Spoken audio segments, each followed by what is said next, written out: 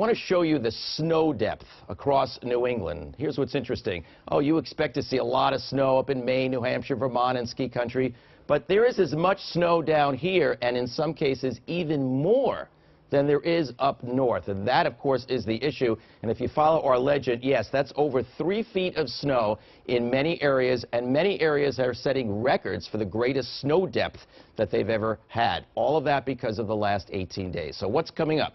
2 more snow threats, Thursday afternoon and Thursday night. For the most part, looks to be light, both in nature, meaning it would be a very light, dry, fluffy snow, and the amount shouldn't build up too high with that one. It appears the storm is just going to really intensify. Too late to give us a big storm, thank goodness, but some accumulation is going to occur with that. Then something similar looks to happen Saturday night and Sunday morning, but I'm somewhat more concerned about that one, because that one looks like it's going to be more potent disturbance at high levels of the atmosphere, which could trigger a stronger storm somewhat closer to us. So we have to follow that possibility carefully. Meantime, following this will be bitter cold, and then following this one, the coldest weather we've experienced all winter. Here's the way it is in Boston now. 25 degrees.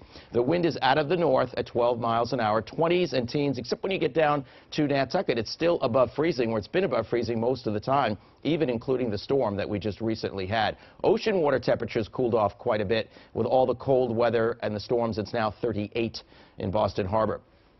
This is the wind direction from the north, but notice it does tilt back to the northeast from the South Shore southward. So we don't have a storm this time, but we could gain some low-level moisture in this band and could trigger a little touch of very light snow or flurries tomorrow in the areas that were hardest hit. Not to make a big accumulation, but to make it icy, possibly in some areas on untreated surfaces, in that narrow sliver along the South Shore. Temperatures will be a little colder tomorrow than they were today, generally in the 20s around our region.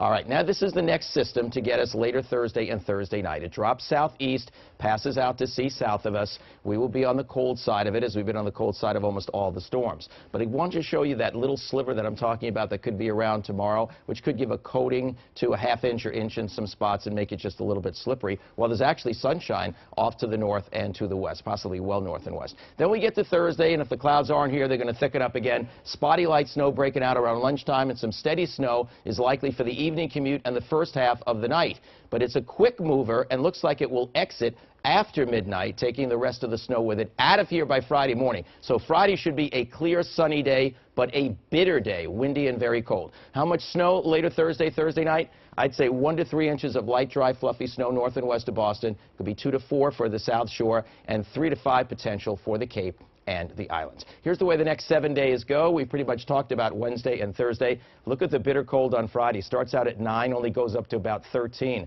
Saturday morning might be below 0, even in Boston. It's possible. A slight recovery. But Saturday is when we're watching the next storm. When this one reaches the coast, it might intensify somewhat more quickly than the one we're talking about later Thursday and Thursday night.